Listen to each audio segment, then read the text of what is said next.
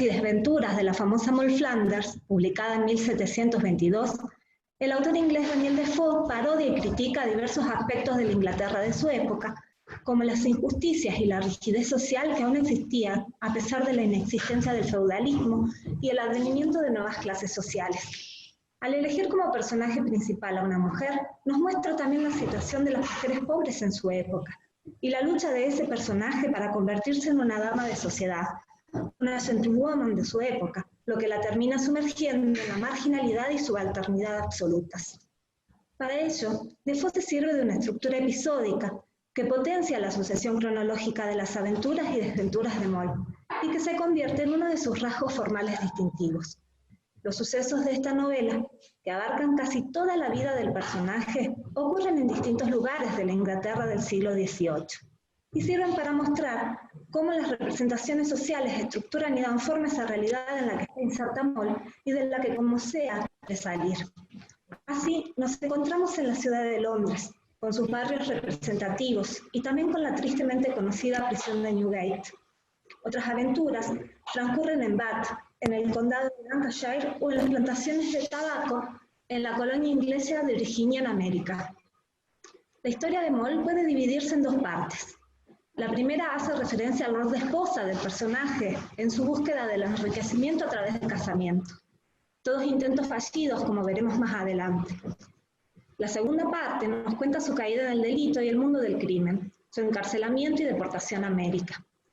Ambas partes se entrelazan por espacios y personajes de la primera que aparecen en la segunda, y que otorgan cohesión a la trama. Estos son el encuentro en la prisión de Newgate con James, su cuarto esposo, y la deportación a Virginia, lugar donde ella ya había estado con su tercer marido, que irónicamente resultó ser su medio hermano, hecho que generó que ella vuelva a Inglaterra, alejándose de esa relación incestuosa que vivía.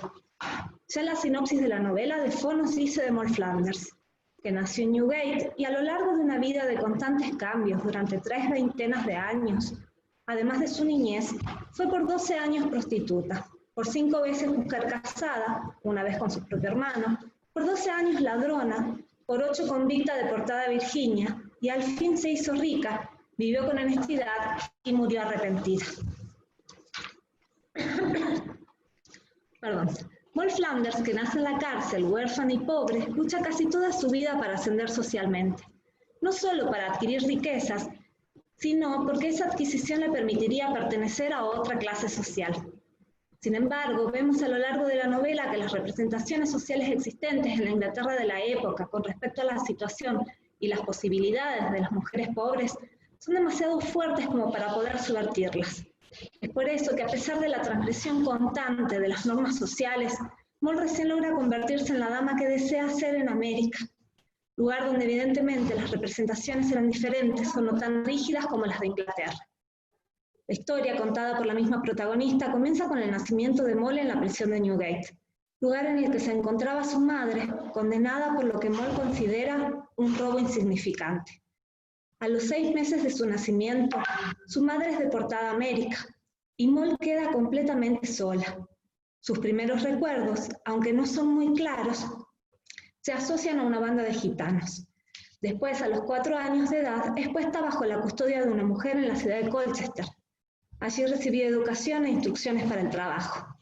Al cumplir 8 años, un suceso en la vida de Moll nos pone de manifiesto su carácter y la rebelión interior que la obligaba a no aceptar lo que las imposiciones sociales determinaban para su destino. Rebelión que la acompañó durante toda su vida y que la llevó a alcanzar, aunque sea por caminos poco virtuosos, su sueño de salir de la pobreza y de ser una dama. En esa época el destino de las niñas pobres era realizar tareas agrícolas o iniciarse a temprana edad en la servidumbre doméstica. Como postula Alwyn Hafton en Mujeres, Trabajo y Familia, en Historia de las Mujeres, la servidumbre femenina constituía el mayor grupo ocupacional de la sociedad urbana. En los siglos XVII y XVIII llegaba al 20% de la población total de cualquier pueblo o ciudad europea. Y este era precisamente el destino que Moll, a los 8 años, no quería aceptar. Sus llantos y peticiones hicieron que su aya desista de acomodarla como sirvienta, pero ni siquiera esto convence a Moll, quien dice: «Y esto no me contentó todavía, porque pensar en ponerme a servir alguna vez era algo tan aterrador que aunque me hubiera asegurado que no entraría a servir hasta que tuviese 20 años, hubiera sido lo mismo. Hubiera llorado sin cesar ante el hecho de que tendría que suceder algún día. Según Denis Jaudelet en las representaciones sociales son una forma de conocimiento socialmente elaborado y compartido, con un objetivo práctico que contribuye a la construcción de una realidad común a un conjunto social. Es un fenómeno móvil, a veces volátil y a veces rígido. Es innegable que a pesar de los profundos cambios sociales que se estaban viviendo en Inglaterra en el siglo XVIII, la realidad construida para las mujeres pobres seguía siendo sumamente rígida. En ese momento de la historia en Inglaterra, la sociedad vivía toda una revolución. Los avances de las ciencias y de la filosofía, la caída del sistema feudal, la aparición de nuevas clases sociales y el advenimiento del capitalismo, el descubrimiento del nuevo mundo con la consiguiente potenciación de las rutas comerciales marítimas, todo eso, junto con otros fenómenos políticos y sociales, hicieron que en esa época fueran surgiendo nuevos valores, relacionados sobre todo con lo material y el enriquecimiento como factor de movilidad social. Sin embargo, la sociedad que nos presenta Defoe en su historia muestra cómo en ella existe una profunda discriminación entre pobres y ricos, una sociedad llena de injusticias y que eliminaba a los delincuentes comunes y pobres con la pena de muerte o la deportación, para que no sean una lacra para la sociedad inglesa. Como mujer y pobre, Moll sufre aún más esta discriminación y la imposibilidad de ascender socialmente. Ya en la primera parte de la novela, en la niñez de Moll, se pueden observar situaciones que nos dejan percibir las representaciones existentes con respecto a las posibilidades de una mujer pobre en la época. Al ser interrogada por su aya acerca de sus expectativas para el futuro, Moll comenta sus aspiraciones de convertirse en una dama, de poder trabajar por cuenta propia y sacar lo suficiente para no tener que ponerse a servir. Las risas y burlas, tanto de la aya como de otros personajes, denotan el absurdo de los deseos de Moll y la imposibilidad de realizarlos en la Inglaterra del siglo XVIII. Al respecto, en el texto ya citado de Owen Houghton, este comenta: no obstante la obligación de trabajar para su mantenimiento, la sociedad no concebía que las mujeres pudieran o debieran vivir en total independencia.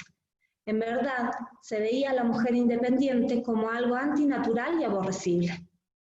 Un poco más adelante en la obra, cuando Moll vivía como doncella de compañía en la casa de una familia adinerada de Colchester, después de la muerte de su aya, una de las jóvenes de la casa dice sobre Moll: a ella solamente le falta una cosa, pero con ella le falta todo, porque el mercado está ahora muy en contra de nuestro sexo.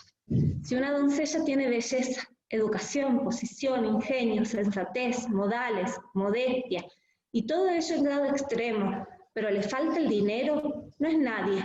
Es como si careciese de todo lo demás. No otra cosa que el dinero respalda a la mujer. Los hombres en esta partida tienen todos los triunfos en sus manos. No solo la falta de dinero iba en contra de las aspiraciones de Moll. Al ser pobre se le sumaba el ser bella, y esto no era algo que le ayudara para salir de su situación. Pero Nick Naum Grape, en la estética, máscara, táctica, estrategia o identidad pretificada en Historia de las Mujeres, comenta al respecto: sin dote y con belleza, la situación es peor aún. La belleza subraya una falta de cultura, de principios, de moral, que habrían protegido a la jovencita de su propia hermosura. A una fea no se le exige nada, dice un texto del siglo XVI. La fealdad de una mujer pobre funciona como factor de indiferenciación, que vuelve inútil la cuestión de la virtud, borra la identidad y la deja fuera de la escena urbana. Su belleza, en cambio, pone de manifiesto y amenaza su identidad sexual, y delata la doble indigencia de la fortuna y la educación, que habría permitido la construcción de una virtud protectora, de un entorno protector. Se caracteriza a la muchacha pobre y bonita como presa de su belleza llamativa. Desde el momento en que hace su aparición, los viles seductores la siguen con la mirada. Lo que viene después es una historia previsible. La primera falta, la vergüenza, luego la desaparición en el anonimato urbano, ese espacio del libertinaje. La belleza es nefasta. Los hombres bellos a la horca, las mujeres bellas al burdel, reza un proverbio que cita Brantôme. Y esta es precisamente la historia de Moll. Seducida y engañada por el hermano mayor de la familia con la que vive, la pérdida de su virtud la lleva al descreimiento total en el amor y a emprender su búsqueda de dinero y de una posición social diferente. En esa búsqueda se casa 5 veces, pero como una especie de burla del destino, la muerte, bancarrota de sus maridos, ser víctima de engaños de hombres tan pobres como ella, e incluso el incesto con un medio hermano, la llevan a fracasar en todos sus matrimonios, y termina convirtiéndose en prostituta y amante de un hombre casado, hasta que la edad y la belleza se lo permitieron. En la última etapa de su vida se dedica a la delincuencia callejera. Para el lector de principios del siglo XVIII, tanto la prostitución como la delincuencia estaban abiertamente sugeridas por el primer nombre de la protagonista. En el análisis de la obra que hace Jaime Berrocal Hernández en Puritanismo e Individualismo en Moll Flanders, este comenta: el diccionario enciclopédico de Oxford nos da 2 significados de la palabra moll tal y como eran utilizados en el siglo XVII y XVIII. El primero es prostituta, o mujer de mala vida unida a un ladrón profesional.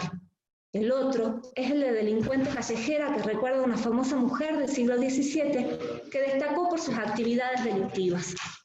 Utilizado de manera irónica, el nombre de la protagonista lleva inscripto ese destino ineludible del que ella quería escapar.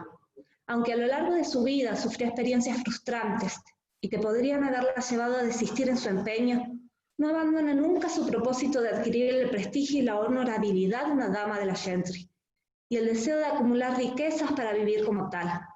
Moll se enfrenta al mundo exterior, donde va a encontrar las trabas y limitaciones que le impone el destino y el orden social establecido. Contra todo ello, se rebela Moll y quiere conseguir una vida distinta a la que le impone la sociedad debido a su orfandad y pobreza. Por eso, podemos considerar a este personaje como víctima de las injusticias sociales y a la vez como ejecutora de su propio destino, lo que la convierte en un personaje querible a pesar de sus delitos. La última parte de la novela muestra su vida criminal, el robo de dinero, joyas, relojes y encajes, en un principio como modo de subsistencia y posteriormente como forma de acumulación de riquezas. En uno de esos robos será arrestada, llevada a la prisión de Newgate y condenada a muerte. Su oportuno arrepentimiento ante la angustia de la muerte la hace merecedora de un indulto y termina siendo deportada a América. Su estancia en la prisión en la que nació, ser condenada y luego deportada, es una repetición de la historia de su propia madre, lo que pone de manifiesto que esto era lo que ocurría con los hijos de los pobres, destinados a repetir los mismos patrones de sus padres. Recién al llegar a América, y gracias a las riquezas que había conseguido mediante el robo, logra acomodarse como dama de sociedad y generar más riquezas a través del cultivo de plantaciones de tabaco. No sin cierta ironía, Defoe propone al Nuevo Mundo como una especie de tierra prometida, donde los deportados, es decir, los pobres, marginados y víctimas de la injusticia y rigidez social de Inglaterra, pueden encontrar la movilidad o reinserción social que el viejo mundo no proporciona. Muchas gracias. Muchas gracias, Paola. Interesante, muy contingente a lo que pasa hoy en día. Se puede ver si es que hay alguna diferencia entre cómo tiene la discriminación y las vistas de la mujer desde ese siglo a lo que pasa hoy en día. Así que, por favor, también les recuerdo que las preguntas, comentarios que quieran realizar, los pueden incorporar en el chat y al final los vamos a ir comentando entre todos. Muchas gracias. Bien, ahora sigue la licenciada Natalia Ferreira de Souza. ¿Está? Acá está. Tiene el micrófono en silencio. No se escucha. Pronto? Ahora Estão sim. escutando? Sim. Bom, boa tarde. Meu nome é Natália Ferreira e eu vou apresentar agora o meu trabalho, Símbolos em Imaginário Urbano nas Narrativas de Jorge Rego de Carvalho. Eu vou tentar falar um pouco devagar, porque eu não falo nada de espanhol, então vou falar devagar. Bom, o meu trabalho faz parte da minha dissertação de mestrado, o qual eu faço pela Universidade Federal do Piauí, no estado do Piauí, Brasil. E ele, basicamente, aqui é o primeiro capítulo, onde eu pretendo analisar a literatura como uma via simbólica de um imaginário urbano, como construtor de uma sensibilidade e representações do real. Para isso, eu faço uso da obra do escritor Orlando Geraldo Rego de Carvalho, mais conhecido como O.G. Rego de Carvalho, e utilizo suas histórias, que se passam nas cidades de Teresina e Oeiras, que são ambas cidades do estado do Piauí, e se passam na primeira metade do século XX, no iniciozinho do século XX, lá pelos anos de 1920 e 1930. Então, nestes livros dele, que são 3 livros, a obra dele é pequena, só composta por esses 3 livros, Ulisses entre o Amor e a Morte, Somos Todos Inocentes e Rio Subterrâneo. Ele faz uma ligação destas cidades e conta a vivência de personagens que atravessam este mundo de ressentimentos e sensibilidades e vão traçando a própria experiência urbana. Bom, nas histórias ele demonstra que Oeiras, que é a antiga capital do Piauí, ele demonstra Oeiras como uma cidade que está com um profundo desalento. É uma cidade que é marcada por tradições arcaicas, tradições antigas, que não consegue se conectar com a modernidade que vai surgindo nas capitais. E, portanto, ele coloca Teresina como o novo, como a cidade moderna, como a cidade sonhada pelos personagens, trazendo novas experiências e vivências. A partir disso, esse símbolo que eu coloco é como se fosse algo desconhecido, mesmo para os personagens, que vão se aprofundando cada vez mais nessas sensações de Oeiras como ressentimento, como uma cidade onde você não consegue alcançar nenhum de seus objetivos e que se mudam para Teresina na esperança de que consigam consigam sucesso profissional, sucesso amoroso, com uma cidade que traz esses novos ares do século XX. Então, os livros dele demonstram basicamente isso, ele descortina esse mundo e coloca o imaginário para pensarmos nessa questão do rural e do urbano, de uma cidade que está em declínio financeiro e institucional, e como uma nova que vai surgindo a partir desses sentimentos de uma outra capital. Então, eu acho que é mais ou menos isso. Espero que eu tenha me feito clara.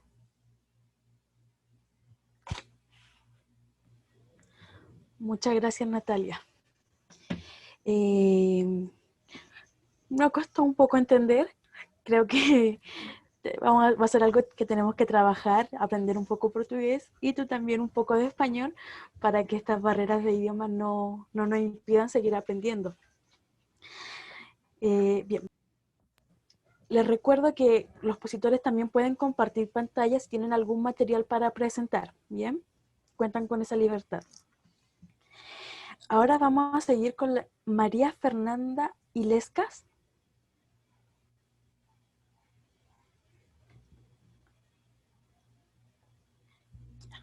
Bien, creo que hola, hola. Ah, está, acá está. Sí, aquí estoy. Bien, bienvenida. Usted presenta junto con Fernando Báez Lira. Así es. ¿Se encuentra acá presente? Fernando. Aquí escribió en el chat.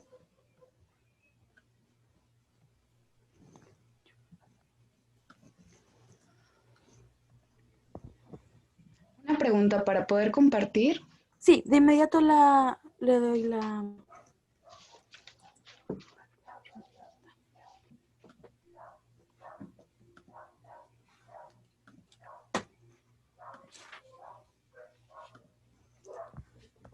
Listo, ahora sí.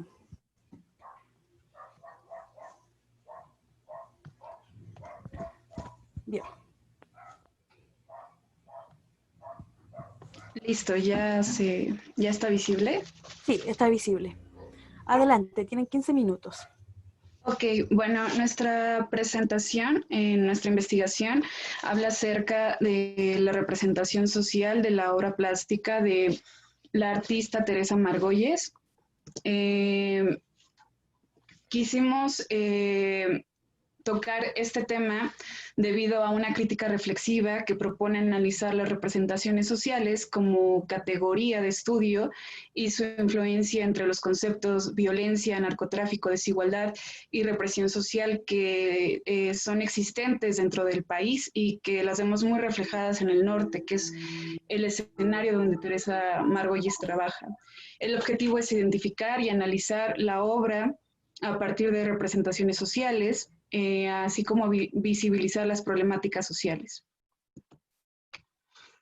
Bueno, y para hablar sobre representación social, podemos regresar al concepto de Moscovici en 1961, que retoma y propone una modalidad particular del conocimiento cuya función es la elaboración de los comportamientos y la comunicación entre los individuos.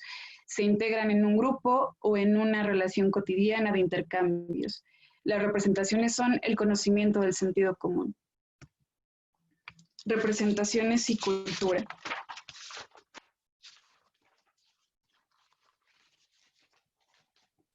Las representaciones se apoyan en la cultura de cada grupo social, de los cuales el conocimiento, los significados y las experiencias están conectadas a ideologías más amplias de manera individual y colectiva.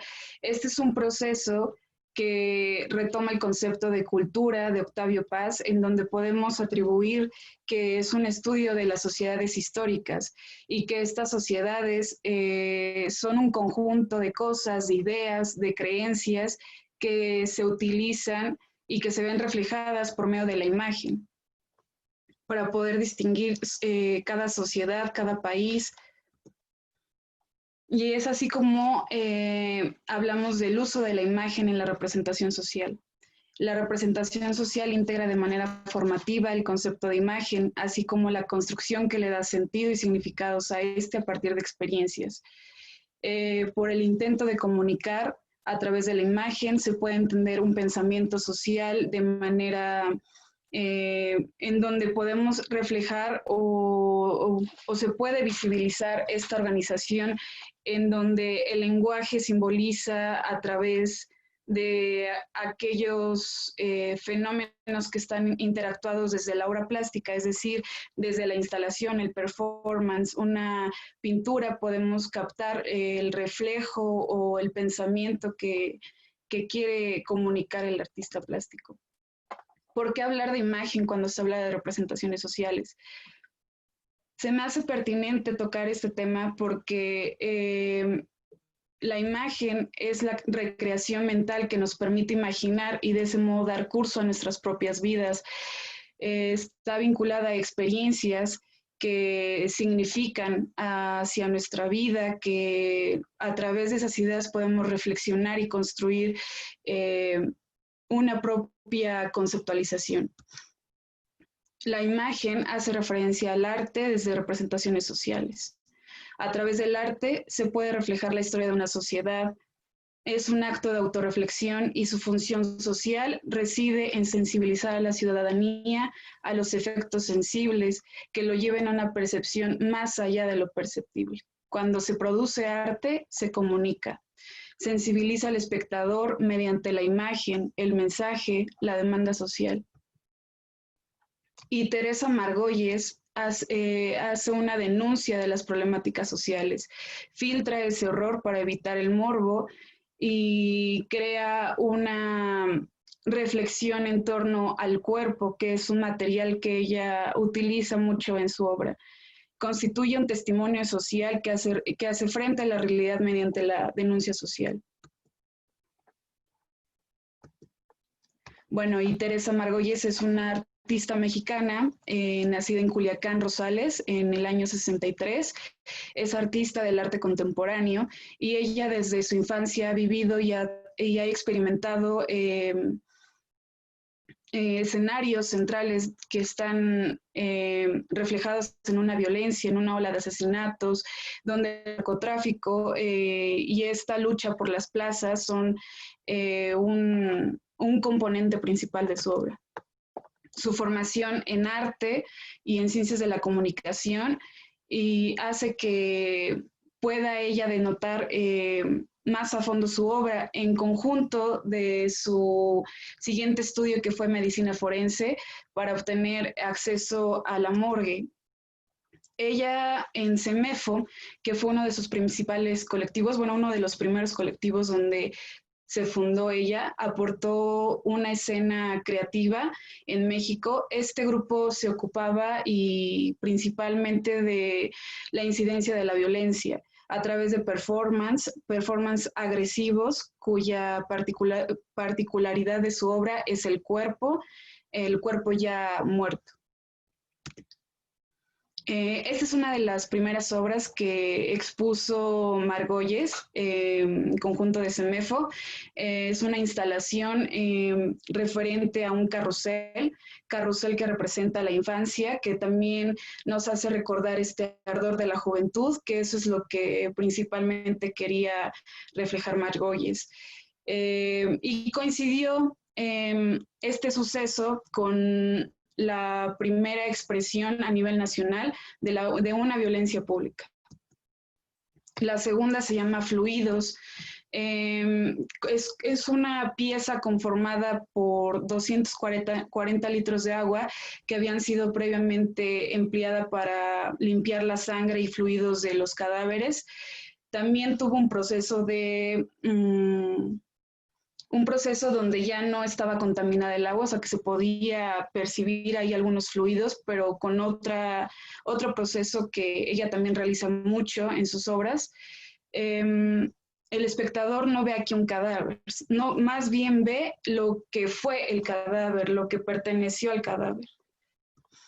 Después, esta obra representativa de su trayectoria, que es La Lengua, una pieza con una particularidad muy esencial, porque aquí nos cuenta un testimonio que habla acerca de la violencia. Esta lengua perteneció a un joven que entre batallas territoriales debidas al narcotráfico perdió la vida, pero no hubo una indiferencia en la sociedad, porque estas muertes pues han prevalecido por mucho tiempo en México y han sido olvidadas. Entonces, Margolles apoyó a la mamá de este joven, haciendo un intercambio de ataúd, y ella a cambio le pidió una pieza del joven para poder mostrar esta violencia que es invisible.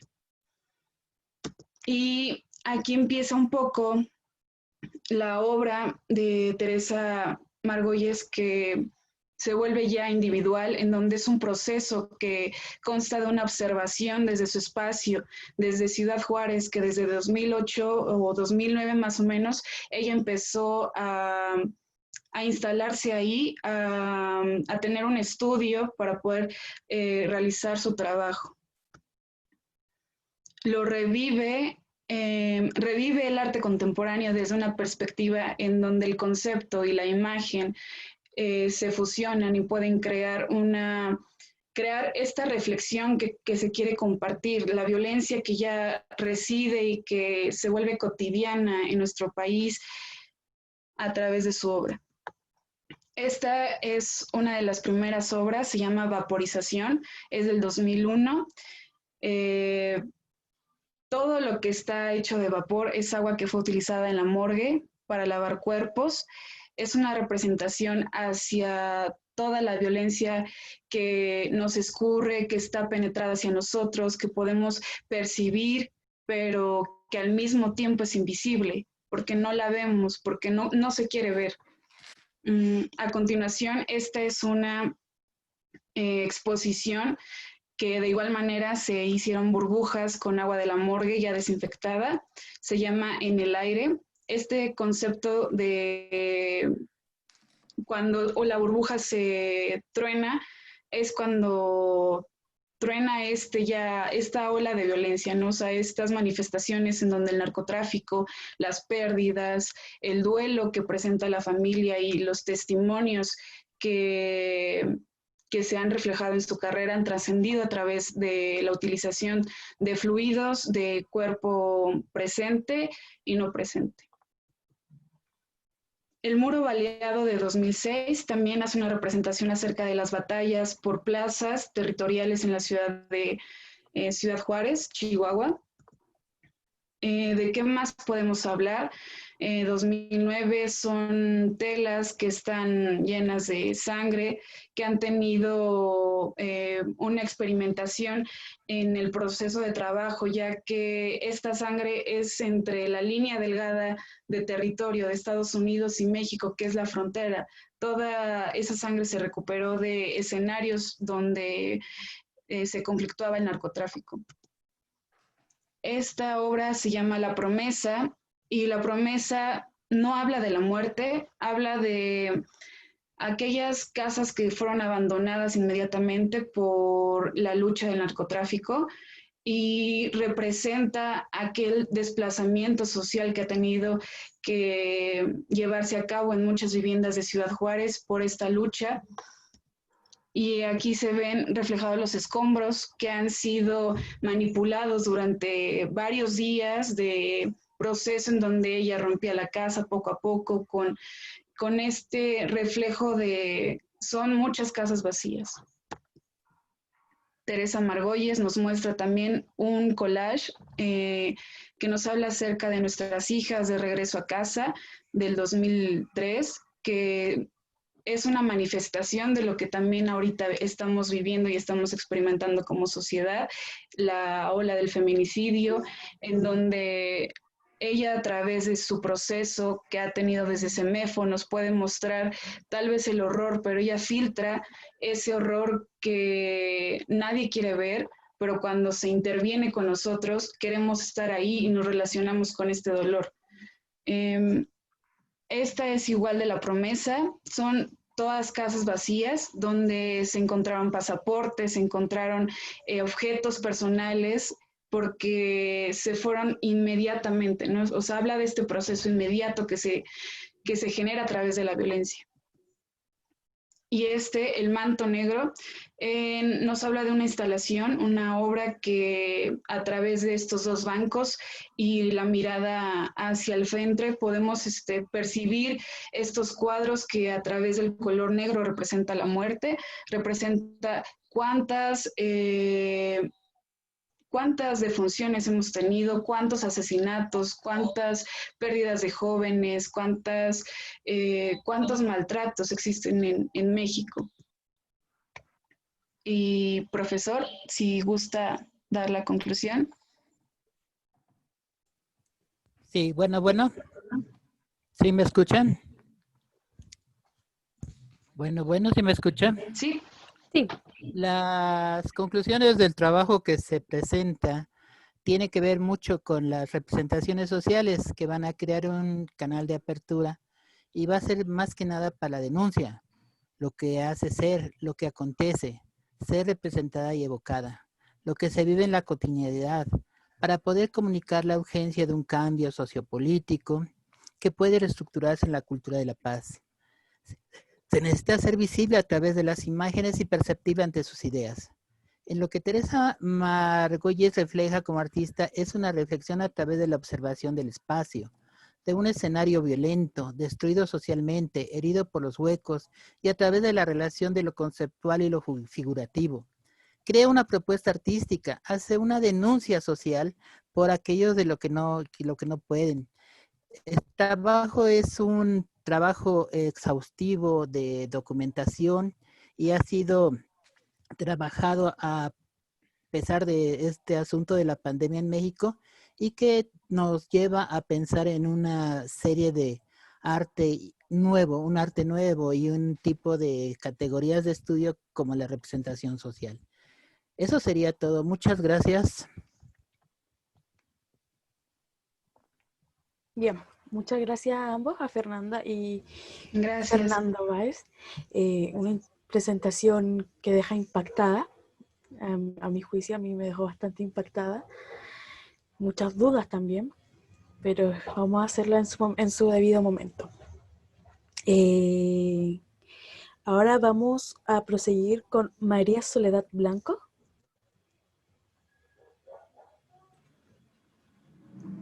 Sí. Hola, buenas tardes. Hola, buenas tardes.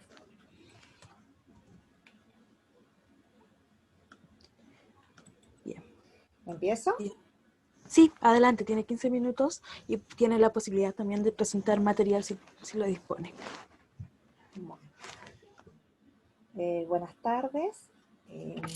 Bueno, mi trabajo se titula Imaginario Victoriano, representaciones de vampiras en 3 cuentos de escritoras inglesas. Este trabajo se realiza en el marco del proyecto de investigación Imaginarios y representaciones de la mujer y lo femenino en la literatura occidental, SECTER, Universidad Nacional de Jujuy, y analiza la configuración y significados sociales del personaje de la vampira en 3 cuentos de escritoras inglesas de fines de la época victoriana. El primero es El destino de Madame Cabanel, de Lisa Lynn Linton, de 1880. El segundo, El misterio de la campiña, de Anne Crawford, de 1887. Y, por último, La buena Lady Duquesne, de Mary Elizabeth Braddon, de 1896. La utilización que las escritoras hacen de esta figura en el marco de los imaginarios victorianos de la mujer es compleja y heterogénea, aunque se puede decir que estos 3 relatos del gótico femenino problematizan las tensiones entre tradición y modernidad, superstición y ciencia, enfermedad y salud. En las décadas de 1880 y 1890, la cuestión de la mujer se convirtió en un tema vital en los periódicos y revistas británicos. Activistas, militantes, sufragistas y antisufragistas, escritoras, artistas y educadoras expresaron sus polémicas opiniones sobre la condición de la mujer. Además, esta mujer nueva fue objeto de burla en la prensa, representada montando una bicicleta con pantalones y fumando un cigarrillo. María Pérez Gil, en su artículo de Ángeles del Hogar a Parásitos, la crisis del ideal de feminidad en la Inglaterra de fines del siglo XIX, señala que en la Inglaterra victoriana una parte significativa de los discursos públicos se dirigía a descalificar como anormales o incluso monstrificar los primeros movimientos feministas organizados. Estos grupos de mujeres provenientes de los sectores medios, más de las veces, reclamaban acceso al mercado laboral y a la universidad, el fin del uso del corsé, la libertad para andar solas en los espacios públicos sin poner por ello en juego su reputación, la celebración de la soltería femenina, entre otras reivindicaciones. El debate sobre la presencia y visibilización de una mujer con ideas propias, independiente del varón, fue juzgada como proceso de degeneración física y moral. Esta nueva mujer se oponía al mandato de maternidad y familia como principales, sino únicas funciones femeninas, por lo que fue caracterizado como libertina y promiscua. Desde el discurso religioso, el científico, el político, el periodístico y también el literario, se juzgó y condenó a la nueva mujer. En el caso de la literatura, asociándola al imaginario de la femme fatale, opuesta al modelo de feminidad dado por la Virgen María, lo que la presenta por un lado como degenerada que rechaza su instinto maternal, trocándolo por voracidad sexual, y por otro como egoísta que abandona el cuidado de la familia, solo se preocupa por satisfacer sus ansias personales. En una sociedad en la que el imaginario hegemónico seguía poniendo a la maternidad, el cuidado de la familia y el resguardo de la esfera privada como razón de ser del género femenino, la mujer monstruo no puede ser otra cosa o no puede ligarse de otro modo con la sexualidad activa sin fines procreativos ni vinculada al sentimiento amoroso, así como la ocupación del espacio público o del espacio, la habitación y privado, la habitación y la cama. La femme fatale como vampira expresan esta preocupación. En los textos del siglo XIX, escritos por hombres, predomina la representación de la vampiresa como femme fatale, parásito de otro cuerpo, de otra vida, muchas veces con tendencias lésbicas. ¿sí? Aquí podríamos nombrar a Goethe, a Coleridge, a Gautier, a Alejandro Dumas, a Alefano, entre otros. En esta literatura, el monstruo encarna a la mujer que adquiere poder, conciencia de sí misma, y ese monstruo femenino refleja los miedos y temores de una cultura patriarcal que percibe a esa mujer como un peligro para el status quo, simbólicamente, un ser empeñado en dominar, succionar y devorar al hombre. En el fondo, lo que horroriza es su comportamiento vampírico, es que su comportamiento vampírico se burla de la virilidad y adopta una postura autónoma frente a los hombres. Carl Jung pensaba que este horror pertenece a un orden arquetípico que revela algo acerca de las debilidades masculinas, expresando en términos concretos que la sexualidad es un universo gobernado por la mujer. Vamos al primer relato. En 1880 se publica El destino de Madame Cabanel.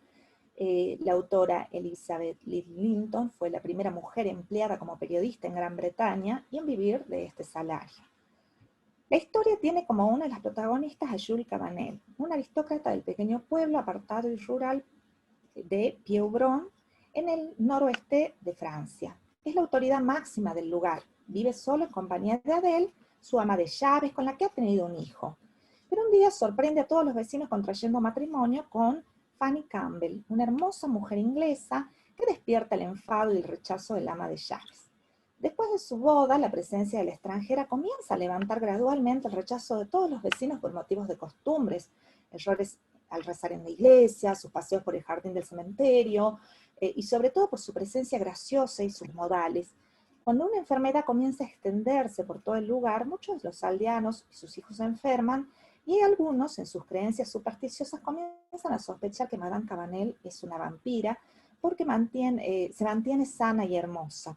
Cuando uno de los niños de la aldea muere, una pequeña turba se acerca a la dama y la mata.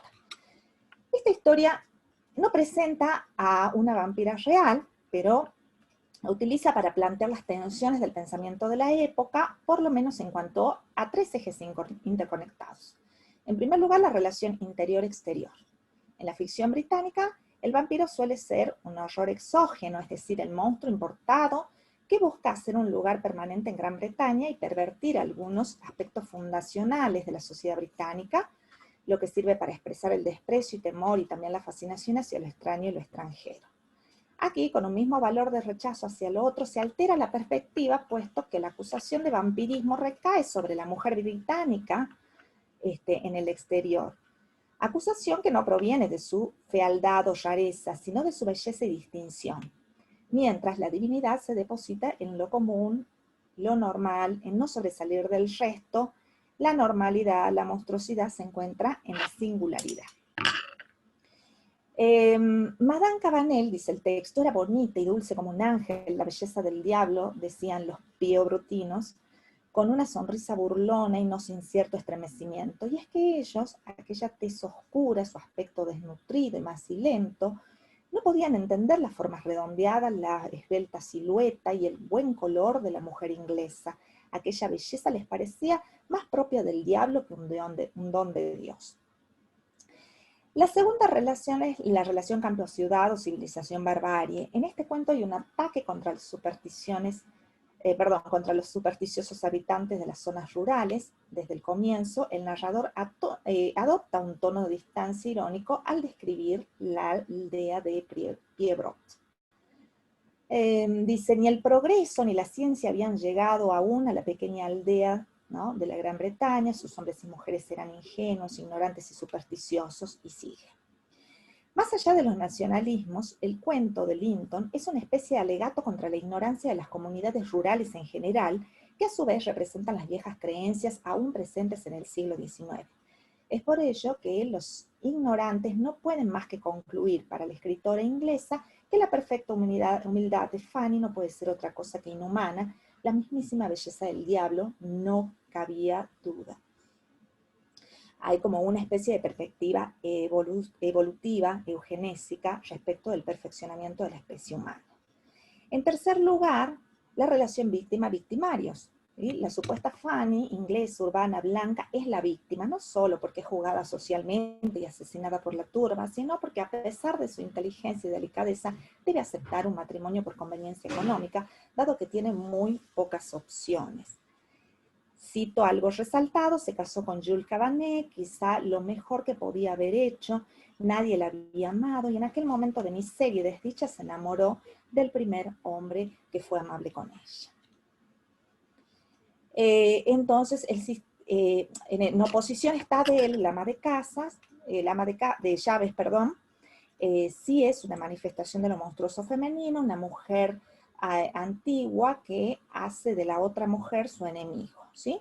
Pero también podemos considerarla como una víctima de este sistema patriarcal que representa que está representada en la autoridad masculina educada, que es Monsieur Cabanet. Respecto al segundo cuento, El misterio de la campiña, que está escrito por la baronesa Anne Crawford, apareció en el 87. La historia está como dividida en dos secciones. Una está narrada por, cuenta la historia de un joven artista, ¿no? La historia del músico ítalo-francés, Marcel Sauvestre, y su encuentro con una vampira llamada Vespertilia, enterrada en la campiña italiana desde la antigua Roma. La primera parte del cuento se narra desde el punto de vista de Martin de Tail, un joven pintor francés, amigo del protagonista que vive en Roma. En su relato, Martin cuenta cómo Marcelo lo arrastra en busca de una casa en el campo donde sentirse cómodo para componer su música. Encuentran una villa deshabitada que atrae a Marcelo. Durante una semana Marcelo se queda solo en esa villa. Unos días después, mientras Martín está pintando la cabeza de Marcelo, tiene como unas especies de visiones y pierde la conciencia. Entonces empieza el relato otro personaje que es Sutton, ¿sí? Y bueno, él se cuela en secreto a la villa y ve a Marcelo dirigirse hacia el bosque, entra a una antigua catacumba, es abrazado por una mujer, y bueno, más adelante se dan con que esta mujer era Vespertilia, ¿sí? Una especie de vampiro antiguo desde la época romana. Anne Crawford logra crear un monstruo tan bello como aterrador, Vespertilia, la vampira que regresa de la antigua Roma, como bebedora de sangre, la que agotó la vida de los demás, y había sido enterrada por Flavius, su amante, que apenas pudo escapar a sus besos fatales. Pero la curiosidad de Marcelo al adentrarse a la catacumba habrá de liberar a la mujer vampiro irresistible que despierta la lujuria y cuyo nombre simbólico representa esa sensación de peligro asociada con el crepúsculo, mientras que su cuerpo joven se asocia al amanecer en cuanto a los dos extremos de la noche. Para ir cortando, sin embargo, en su época, la vampira muere, ¿no? Después de que Sutton le clava la estaca en el corazón con fuerza, y con ello se restaura el orden patriarcal, podríamos decir, que disciplina al caos femenino, y entonces la vampira muere. Anne Crawford restituye el personaje de la vampira femenina surgida con Carmila, ¿sí? Carmila es del año 1972 y derivada de los antiguos seres mitológicos, un papel que se había quitado paulatinamente en la literatura anterior. La vampiro vuelve a ser una mujer que seduce y conduce a la muerte, y esta operación de reintroducción de la figura de la vampira es exitosa porque recupera un espíritu erótico, femenino, del pasado, enterrado bajo las costumbres de la sociedad moderna, para recuperar incluso si este es negativo e impuesto por una cultura machista patriarcal. Creo que ya estoy casi en tiempo, ¿sí? Voy a tratar de ser lo más breve respecto a la buena Lady Duquesne, ¿sí? Que es el tercero y último cuento. Este es del año 1896, está escrito por María Elizabeth Braddon, que era amiga íntima de Bram Stoker, y ella publica, fíjense, este cuento un año antes de que salga Drácula, ¿no? Que va a ser la obra más conocida de Stoker. Y se relaciona también con el género de vampirismo, pero a través de la ciencia, ¿no? Con las transfusiones de sangre y la tecnología médica victoriana. Es una historia sencilla sobre una joven llamada Bella Rolleston, una joven pobre que busca trabajo para mantenerse, así a su madre, encuentra trabajo con una mujer rica y anciana, y más adelante descubre que el médico de esta mujer le extraía sangre para dársela a Lady Duquesne y que mantuviera así una especie de inmortalidad. Finalmente todo se resuelve bien, porque ella se hace amiga de un médico, el médico es quien descubre, el médico la amenaza a Duquesne y entonces ella termina ofreciéndole un pago por el silencio y bueno, de ese modo se arregla, ¿sí? Voy a las conclusiones rápidamente. Los cuentos analizados comparten la preocupación por la vida de las mujeres y su vínculo con una sociedad agresiva hacia ellas, como parte del gótico femenino. Estos relatos utilizan las imágenes y los personajes de la novela gótica, particularmente la vampira, para tratar de manera velada aspectos críticos de la situación femenina en el periodo victoriano tardío. Dos de sus protagonistas, Fanny y Belle, son víctimas sociales de la falta de oportunidades de trabajo, ¿no? Mujeres que deben aceptar por necesidad económica y afectiva un matrimonio o un trabajo conveniente que las alejan de su lugar. Matrimonio y empleo que terminan sublimando. Y ambas serán nuevamente víctimas, Fanny, de los rumores, de la mentalidad premoderna y del sistema de jerarquía patriarcal en el que la mujer es enemiga de la mujer, aun cuando su opresión proviene del hombre. Consecuencias que también sufre la otra mujer, Adele, ella que está viendo cómo se enferma su propio hijo, declarado ilegítimo por el patriarcado. Ambas son víctimas de un sistema que no les reconoce derechos, pero que las pone una frente a otra. La muerte del monstruo aparece aquí como símbolo del rito de paso. Es necesario matar las viejas creencias para que nazca un nuevo mundo y en él luego una nueva mujer. Problematiza entonces las tensiones decimonónicas entre tradición y modernidad, superstición y razón, y cómo estas contradicciones se inscriben siempre en el cuerpo de la mujer. Muchas gracias.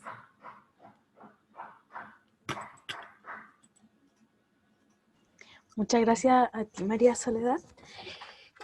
Vamos a seguir. Sí, faltó enfatizar, no tengan duda que pueden seguir haciéndolo ahora después de la ronda de preguntas. Ahí pueden, si les faltó algo, podemos seguir profundizándolo.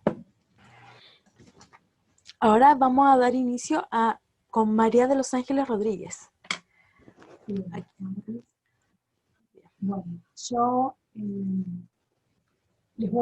mi nombre es María de los Ángeles Rodríguez, soy docente e investigadora de la Facultad de Ciencias de la Educación de la Universidad Nacional de Entre Ríos. Soy integrante del equipo de investigación Discursos de Viajeros Europeos en el siglo XIX en Argentina, Comunicación Transatlántica, Narración y Alteridad, y voy a presentar una de las líneas de investigación en las que estoy profundizando dentro de esta investigación. La ponencia que presento se llama Narradora en viaje, Lina Beck Bernard, el río Paraná y la construcción discursiva de la alteridad. La idea es tomar como punto de partida este libro, que se llama El río Paraná, 5 años en la República Argentina, o 5 años en la Confederación Argentina, según la edición que estemos tomando. Este libro está escrito por una viajera europea del siglo XIX, que se llamaba Lina Beck, y estaba casada con Charles Bernard, Lina Bernard, que estaba casada con Charles Beck, y la idea es poder analizar cómo las producciones escritas de los viajeros y los intelectuales europeos del siglo XIX en la Argentina configuran, orientan, dan forma a las construcciones discursivas de y sobre los sujetos, los objetos y sobre las prácticas. En esta narración que elegimos, se puede analizar el cruce entre los imaginarios europeos y las realidades locales argentinas, y en sus descripciones podemos encontrar ese acto de reconocimiento con el otro. La idea en un primer momento es poder ver desde la mirada de Lina la distancia cultural que establece la autora, pero también la construcción del mundo y del otro, desde las diferentes descripciones que ella va a hacer. Sobre todo, esta línea de investigación trabaja las descripciones del cuerpo, de lo erótico, de lo higiénico, de lo estético, en este discurso que ella va a producir, que nosotros vamos a denominar discursos de en viaje. Si tenemos que hablar sobre cuál es el cruce teórico-metodológico que trabajo en la investigación, tiene que ver con una perspectiva sociosemiótica, con un cruce con el análisis de los discursos, con la historia cultural, con los estudios culturales. Este cruce nos permite, de alguna manera, pensar a los discursos de los viajeros europeos, pero una de las cuestiones que queremos resaltar en este caso es la mirada femenina. Hay muchos viajeros europeos del siglo XIX que han recorrido toda América Latina, sin embargo, hay pocas figuras femeninas que se destaquen. Una de estas, y que hayan producido materialidades textuales, que es lo que nosotros vamos a trabajar, sus escritos, ¿no? Así nosotros vamos a poder ver cómo se generan los efectos de sentido, cómo se construyen las figuras de la alteridad, a partir de ciertas valoraciones, ciertos estereotipos, ciertas distancias, acercamientos, y particularmente su escritura en relación al cuerpo y a la sexualidad. Como les decía, una de las variantes teórico-metodológicas es la sociosemiótica, tomada desde el autor argentino, el sociólogo, semiólogo Eliseo Verón. La idea es poder pensar estos fenómenos sociales como producción de sentido, ¿sí? La producción de sentido hecha por el viajero europeo del siglo XIX, a partir de una hipótesis que tiene el director de la investigación, Sebastián Román, que es que la experiencia del viaje, que es en la experiencia del viaje donde se logra un reconocimiento del mundo y un reconocimiento del otro, pero en este caso en un lugar de construcción discursiva de la alteridad, que a su vez está definiendo la categoría de sujeto. El corpus es un corpus textual, son materialidades textuales que tienen una naturaleza lingüística, pero que gracias a la sociosemiótica nosotros podemos trasvasar a la dimensión translingüística para poder entender estos discursos como conglomerados de materia significante. Dentro de estos conglomerados de materia significante nosotros vamos a encontrar no solo lo que escribe, sino lo que retrata de alguna manera. La descripción de los aspectos físicos, de las relaciones sociales que se establecen, de los aspectos morales, psicológicos, aquello que pone en juego el vínculo que se constituye entre quién va a narrar y quién es descrito. Acá sí estamos tomando la perspectiva de Todorov sobre la alteridad. ¿Por qué? Porque es la viajera que cuando describe lo exterior se describe a sí misma. Supone un doble juego de construcción de alteridad. En esto vamos a retomar la problemática de la alteridad que plantea Todorov en relación a estos tres ejes, para pensar la relación con el otro: el plano axiológico, o sea, el juicio de valor, si el otro es bueno, no es bueno, es malo, lo quiero, es inferior a mí, en relación al plano praxeológico, que tiene que ver con si me acerco o me alejo del otro, adopto sus valores, me identifico, no me identifico. Y por otra parte, el plano epistémico, que tiene que ver con cómo conozco al otro, desde dónde lo describo. No vamos a dejar de pensar que estas narraciones son operaciones de poder, que cuando están narrando también van a estar moldeando cuerpos, deseos. A través de estos discursos nosotros vamos a ver instituidos ciertos regímenes de verdad que subyacen hasta el día de hoy en nuestros discursos. Si nosotros tenemos, bueno, como les decía, la figura es la de Lina Beck-Bernal, una viajera, ella era alsaciana, que, bueno, después de quedar huérfana fue criada por su abuelo, que le dio una vasta instrucción. Ella se recibe, estudia Derecho Penal, se dedica en Suiza a promover una mejora de sistemas penitenciarios, y en 1852 se casa con Charles Beck, que es el administrador de una agencia colonizadora de Basilea. Tal vez algunos no lo sepan, pero estas agencias eran bastante comunes en el siglo XIX, eran sociedades que reclutaban inmigrantes suizos, alemanes, franceses, y se fundaban colonias agrícolas en Sudamérica. En 1857 la familia Beck-Bernal emprende un viaje desde Europa hasta la capital de la provincia de Santa Fe, homónima, Santa Fe, Y bueno, y es durante esta travesía que Lina escribe este libro al que nosotros hacemos referencia. Ella en 1861 fallecen sus hijos y ella vuelve a Europa y 3 años después publica El río Paraná. Bueno, ella en este escrito va a presentar a los lectores europeos una experiencia transoceánica, ¿sí? O sea, la primer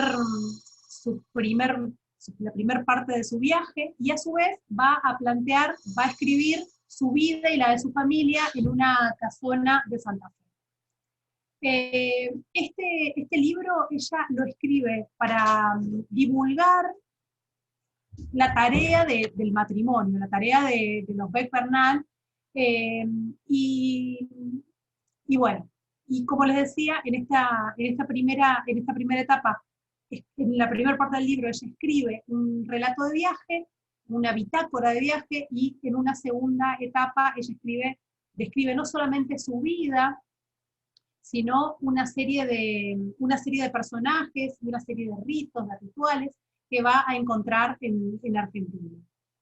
Ella no solamente se limita después en Europa a escribir sobre hacer relato de viajes, sino que publica una serie de novelas que están basadas en su vida y en su historia en Argentina. A su vez sigue trabajando para mejorar el sistema penitenciario en Francia y en Suiza, y en 1888 fallece en Lausanne. En relación al texto, al río Paraná, como les dije, esta obra la estoy analizando en el primer y en el segundo año de investigación.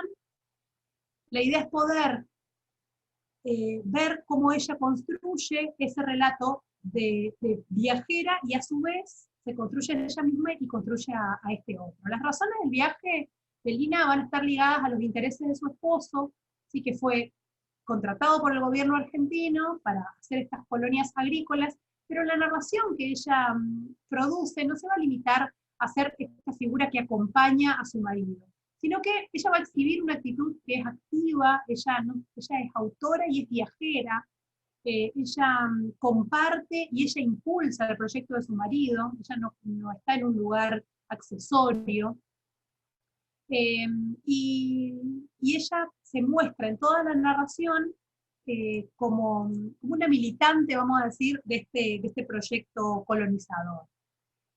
Si nosotros pensamos en el viaje, ella empieza narrando, la totalidad del viaje consta de tres cambios de barco, desde el sur de Inglaterra, desde Southampton hasta la Argentina. Ella parte el 9 de enero del 57 y está 4 meses de viaje a partir de una serie de inconvenientes que se da. Ella en ese diario de viaje nos cuenta su paso por Portugal, su paso por España, las Islas Canarias, cuando arriban a Pernambuco, ya un mes y largo después, nos comenta sobre su experiencia en Brasil, baja por Salvador de Bahía, va a Río de Janeiro, llega a Montevideo, y después su barco queda en cuarentena en Montevideo.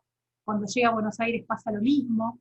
Ella comenta, cuando llega a Salvador de Bahía, lo que ve y lo que piensa en relación a los esclavos, a las vestimentas, todo esto que es completamente diferente a lo que ella ve desde Europa.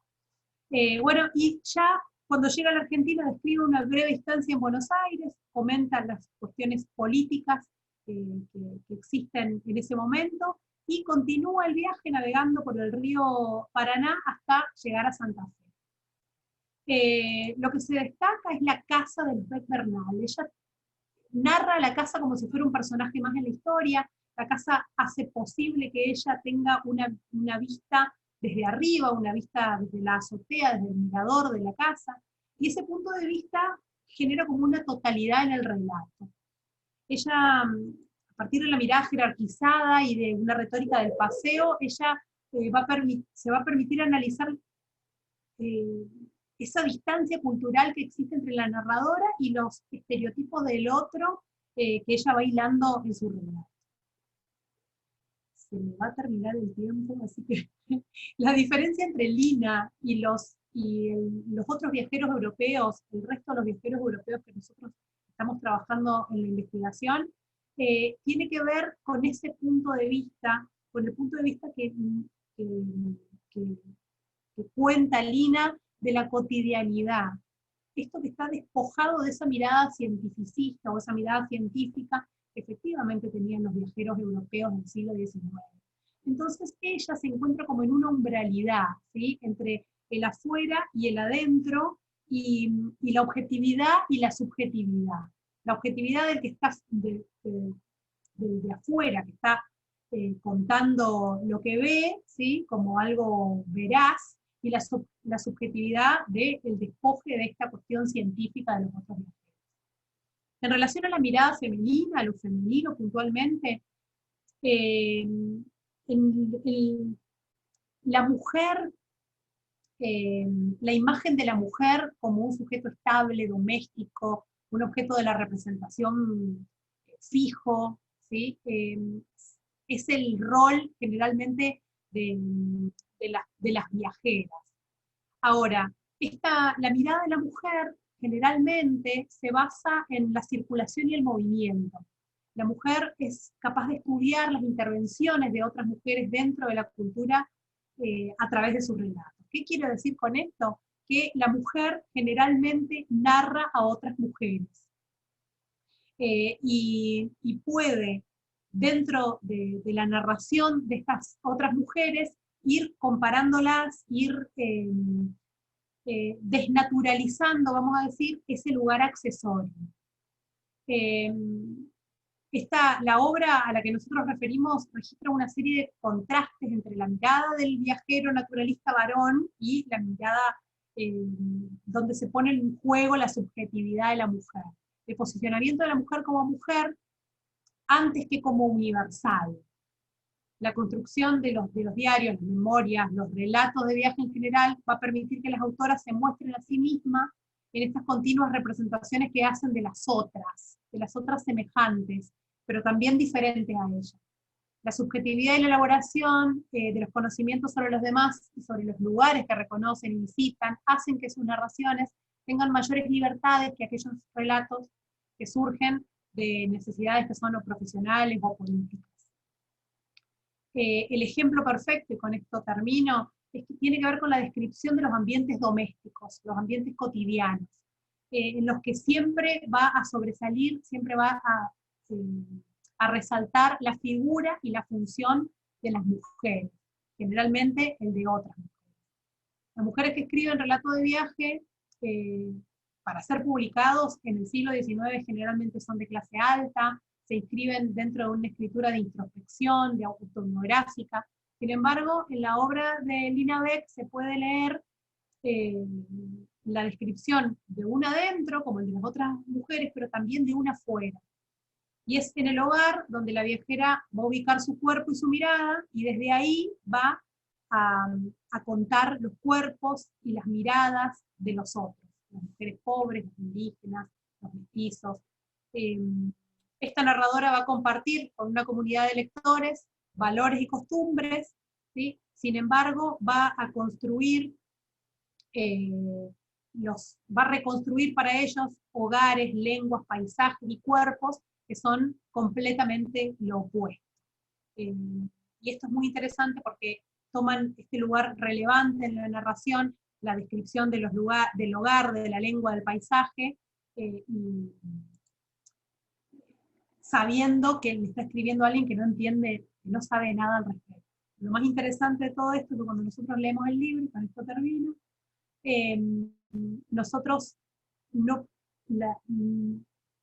no encontramos ni a su esposo, ni a sus hijos dentro de la narración. No especifica la cantidad de hijos que tiene, de hecho, ni el género, y de hecho sus hijos fallecen en la Argentina y nosotros no sabemos en este libro si esto afecta o no afecta a su madre, qué pasó, cómo pasó, ella lo deja fuera del libro.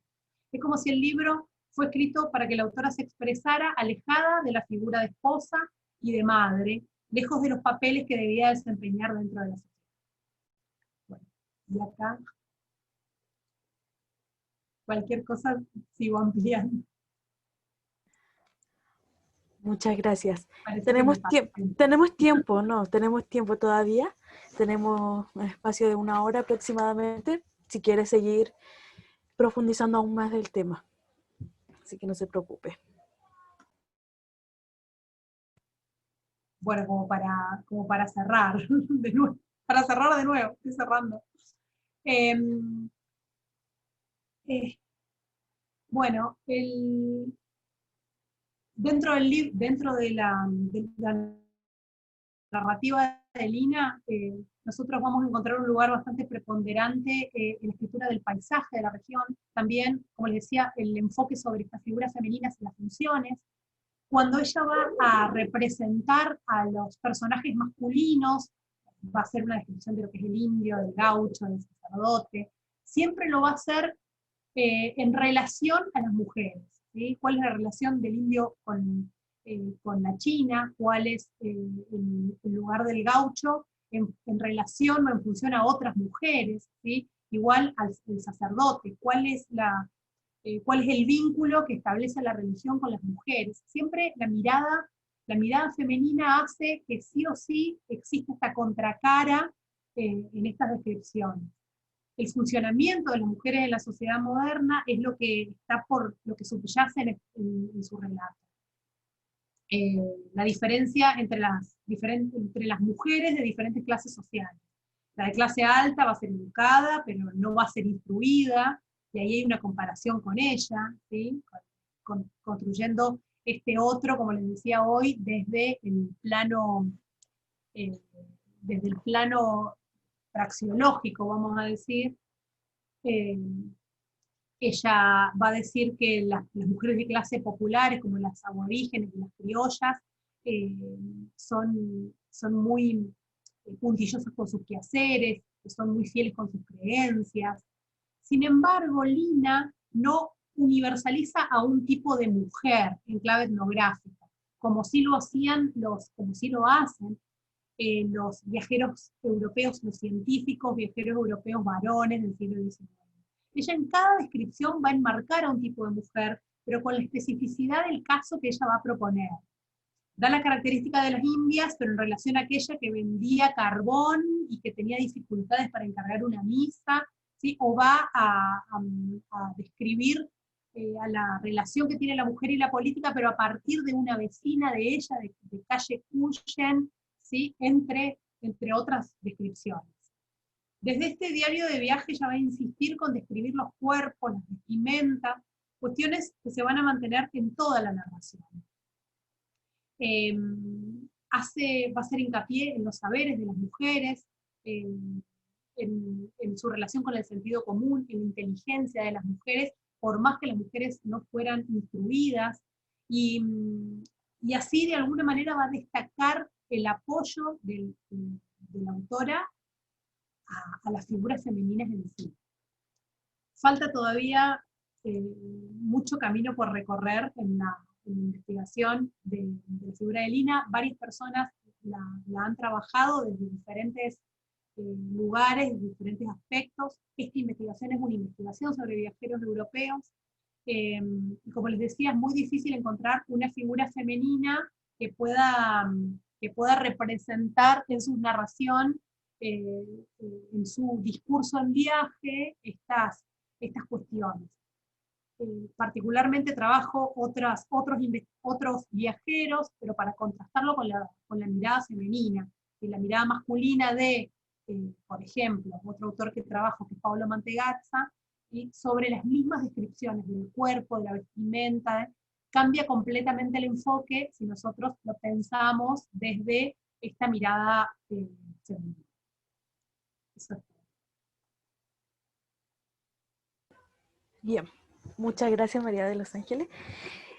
Antes de pasar a la sección de las preguntas, les quiero pedir, si tienen la amabilidad, de poder prender sus cámaras y así tomar una foto y tener un registro de esta sesión.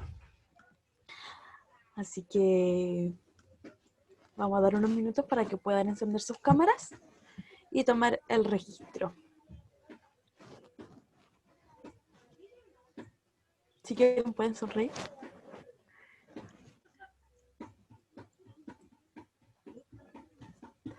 Bien.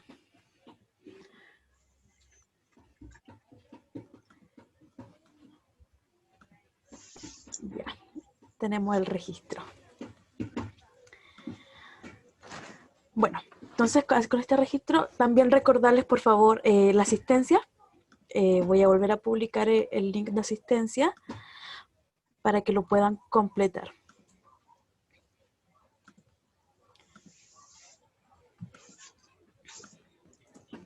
Ahí está.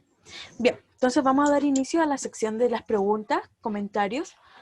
Si alguien tiene una pregunta, puede realizarla en el chat o la puede decir por micrófono.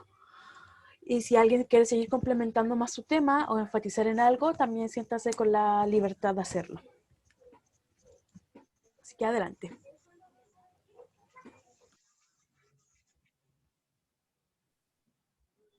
Yo quisiera hacer una pregunta. Buenas tardes. Estuve como asistente en este panel, en este simposio, y me interesaba particularmente conversar un poquito con María de los Ángeles, porque yo soy historiadora y casualmente el año pasado estuve trabajando con el libro de Lina, con las obras de Lina, no solamente con su relato de viaje, sino con las novelas, porque lo que me interesaba era, por eso me gustó mucho tu ponencia, y además me anoté varias cosas porque la mirada desde otra disciplina por ahí es interesante. Entonces, bueno, un comentario quería hacerte de que yo trabajé el cruce entre el relato ficcional y el factual, sobre todo a partir de la novela y a su vez de las novelas y del relato de viajes. Así que si te interesa, podemos intercambiar mails después, porque también me interesa tu trabajo, justamente. Sí, por favor, sí, seguro, porque yo, por el índole de la investigación, no estoy trabajando el relato ficcional, en este caso. Claro, claro. Pero la verdad que me interesa porque, bueno, mi tesis de maestría es sobre la construcción de lo erótico, lo estético, Claro. en esta mirada de viajeros, y no queda fuera el relato ficcional en este caso, porque, como bien decís, hay una, o por lo menos lo que sé de Lina, hay una fuerte impronta de su vida en la Confederación Argentina, en Santa Fe. Si querés, yo te puedo dejar por privado ahora en el chat mi mail. Sí, por favor. Y nos escribimos. No, y un comentario quería hacerte sobre su formación intelectual, ¿no? Que vos lo recalcaste. Y bueno, yo en el libro, en el relato de viajes, lo que advierto es que ella tiene incorporado muchos conceptos que aparecen, por ejemplo, en obras como las de Sarmiento, las de Alberdi, que seguramente ha leído, porque incluso a otros viajeros, ha leído a viajeros de la primera mitad del siglo XIX, varones, porque incluso hay como pasajes que parecen casi extraídos de otros viajeros, y ahí hay como un cruce intertextual también que me parece muy interesante. Sí. Así que, bueno, un comentario y felicitaciones por el trabajo, me gustó mucho también. Muchas gracias. Realmente es cuando yo trabajo con viajeros europeos hace bastante tiempo ya, y por un espíritu de la época encontré en realidad, y me parece que me voy a quedar por acá, que tiene esto de estudiar la mirada femenina, la mirada de la mujer, la voz de la mujer, y no la voz de la mujer como este accesorio del hombre, o como quien viene a contar algo introspectivo, como decía hoy, introspectivo autobiográfico, sino poder encontrar la imagen de este narrador, ¿sí? Que está reconstruyendo el espíritu de una época, está representando a una época, pero ya no desde el lugar del hombre, que es lo que nos llega hasta ahora, sino ver cuál es el lugar que ocupaban estas mujeres, que no eran lugares accesorios para nada. De hecho, en todo el relato nosotros podemos ver cómo ella, como decía hoy,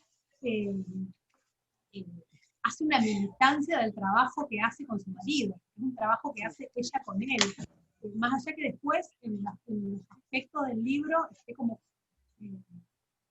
comentado. Pero, por ejemplo, ella en un momento relata cómo son los esclavos en Brasil. Entonces, cómo la esclavitud en relación a la colonización hace, bueno, esa militancia que hace a lo largo del libro realmente es estupenda y es la voz de una mujer que dice algo.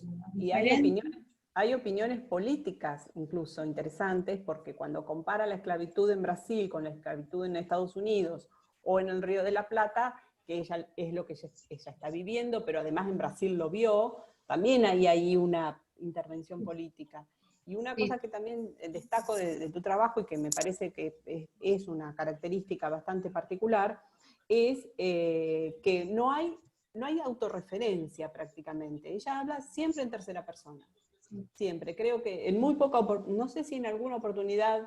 Dos encontré en todo el libro, yo trabajo desde la teoría de la enunciación, dos nosotros, como nosotros inclusivos, que cuando no se pueden bajar del barco.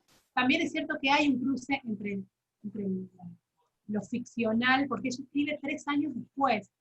O sea, ella, y en algunas partes escribe en presente, pero 3 años después.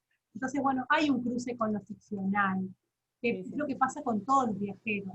Todos los viajeros europeos, cuando retoman más allá de tener este sesgo de objetividad, el que está mirando por afuera, el que está describiendo como en una fotografía, dicen ellos, en realidad hay un cruce con lo ficcional. Y eso no deja nunca de cruzarse, no deja nunca de cruzarse con los discursos. Bueno, felicitaciones, muy interesante. Muchas Ahora gracias. te voy a anotar en el chat, así me escribís y nos ponemos en contacto. Sí, muchas gracias, Carmen. Bien, muchas gracias. ¿Alguien más? ¿Algún comentario? ¿Otra pregunta?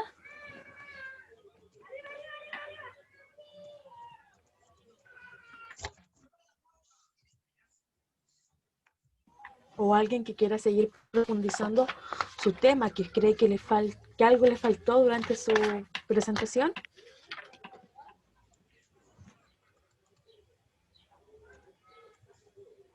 ¿No? Bien, bueno, yo quiero hacer un comentario para Fernanda Ilesca. La verdad es que quedé muy impactada con la presentación, algo que no conocía, pero me surge la duda de por qué, perdón, se me fue el nombre de la... Teresa Margolles. Teresa, claro.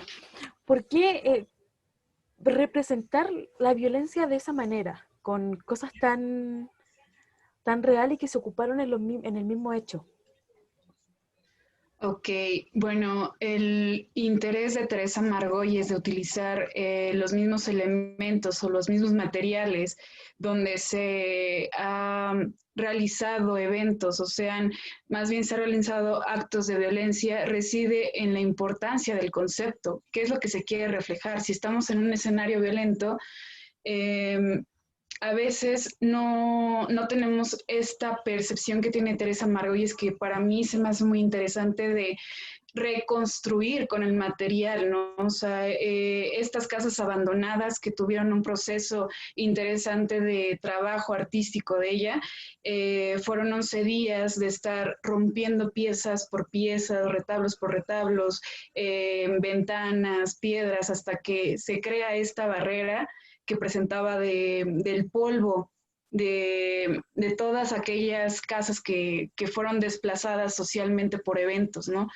¿Y por qué utilizarlos? Yo creo que, ¿por qué no? O sea, ¿por qué el arte contemporáneo cuestiona esto, ¿no? Nuevas invenciones, nuevos métodos, nuevas manifestaciones a través de nuevos materiales.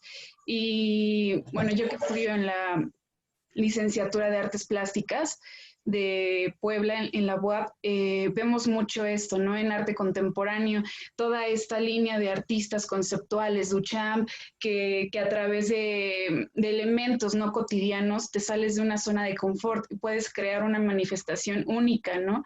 Entonces yo creo que por eso el análisis pictórico e instalación, performance en fotos de Teresa Margolles habla de una nueva construcción del arte a través de nuevos materiales y materiales que siempre han estado ahí, que somos nosotros, que es el cuerpo, los fluidos, la sangre, también el cuerpo que no está, es jugar mucho con aquello que siempre vemos y a la vez no, o sea, lo visible y lo invisible. Nuestro cuerpo siempre ha estado presente ahí y Teresa Margolles recalca eso en su obra. Muchas gracias. Otra consulta a la par. ¿Habrá otro artista que haga algo parecido o muy similar a lo que hace Teresa?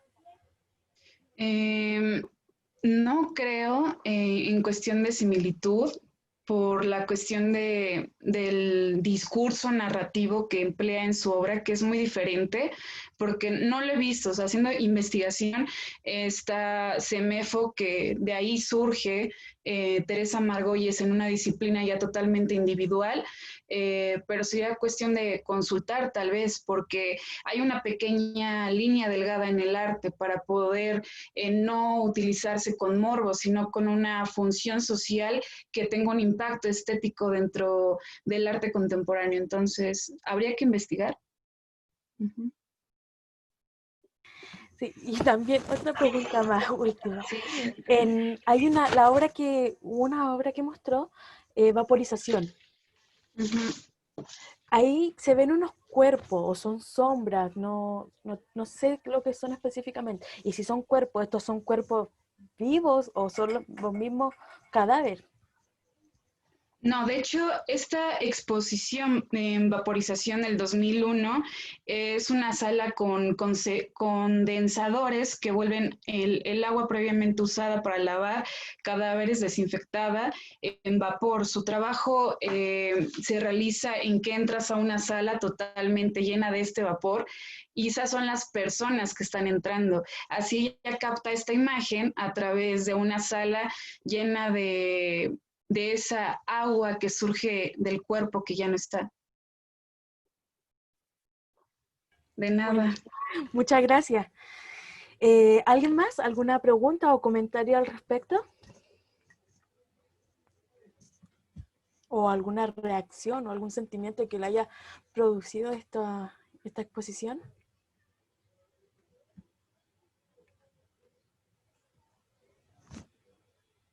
¿No?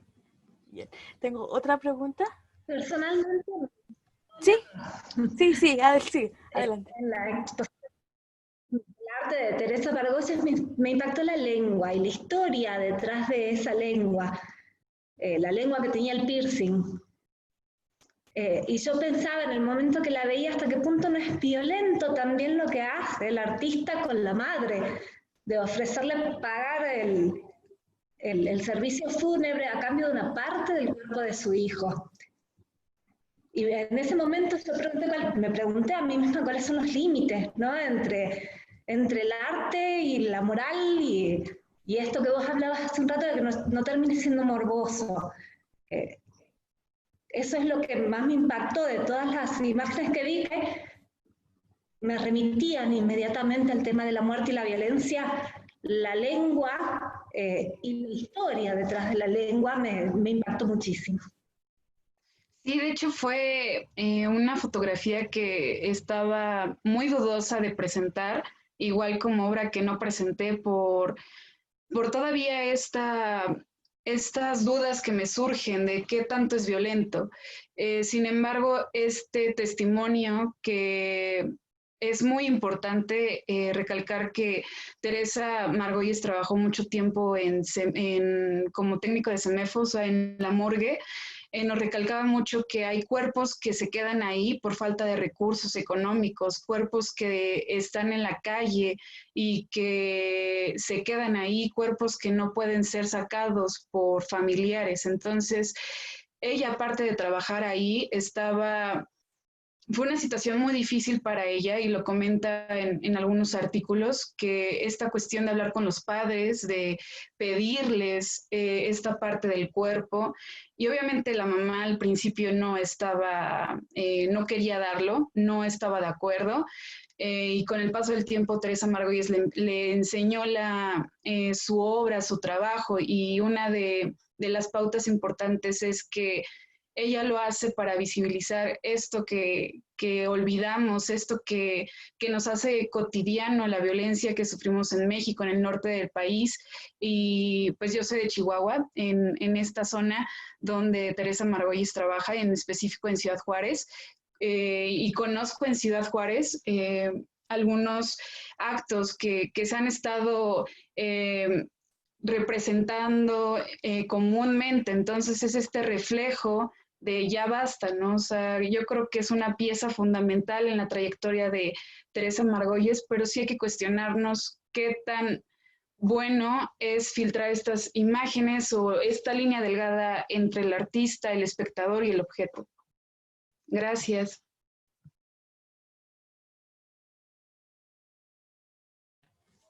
Bien. Sí, gracias a vos. Sigue abierto el espacio para comentarios o preguntas varias.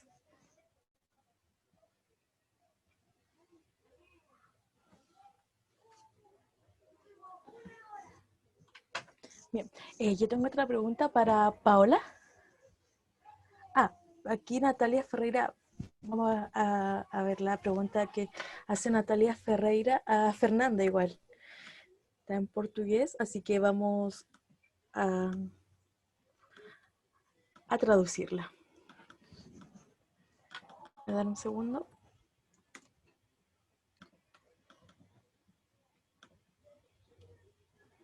Fernanda, la pregunta es para ti, de parte de Natalia, y dice que si el artista sufrió represión social por la violencia de su obra. Sí. Sí se ve mucho en la crítica que le hacen a Margolles desde el asunto que fueron retiradas algunas obras en su primer colectivo de CEMEFO por este impacto que existió en este llamado arte contemporáneo. Fue retirada alguna obra, asimismo, creo que hay un testimonio también donde ella presenta una obra de una amiga que igual la mataron. Entonces yo creo que sí existe esta represión.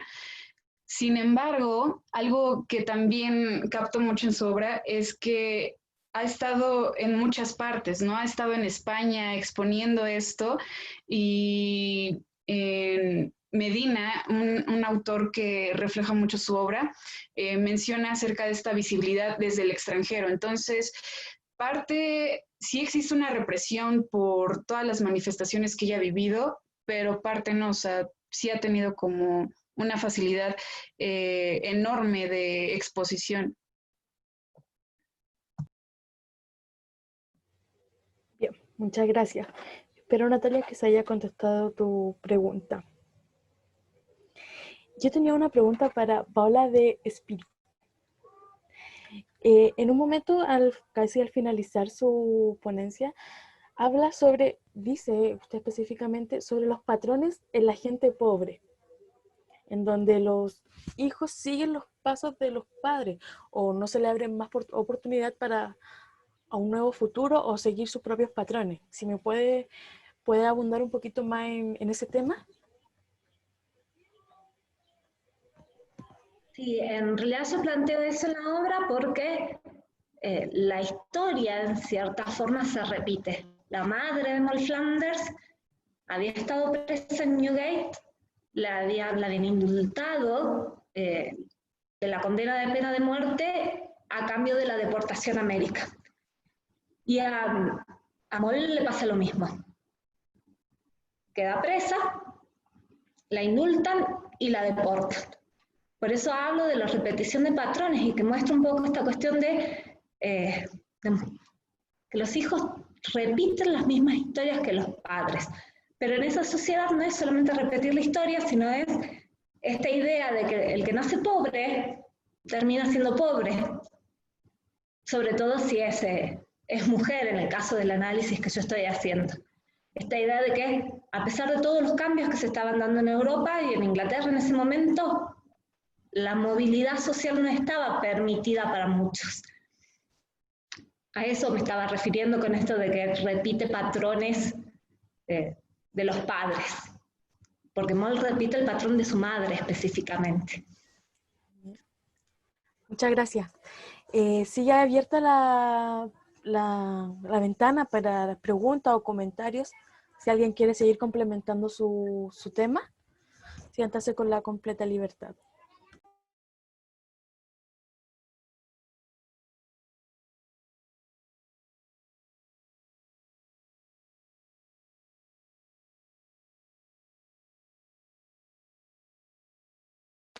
Bien, si nadie más tiene preguntas o dudas o algún comentario, vamos ya a dar por finalizada esta sesión. Agradecerle a todos los asistentes, a todas las ponencias presentes, temas de gran importancia, de gran impacto, como fue el tema de Fernanda. Por favor, también les recuerdo el formulario de asistencia, que lo volví a publicar acá. Y así dar ya por finalizada esta sesión y quedan cordialmente invitados ya a la siguiente hora con la siguiente sesión y el día de mañana ya el último día de este seminario.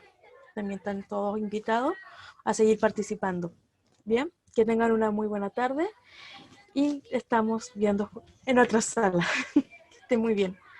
Y un aplauso también para todos ustedes. Se lo merecen. Gracias, gracias. Felicidades a todos. Gracias, gracias. Muchas gracias. Chao, muchas gracias. Hasta luego. Chao.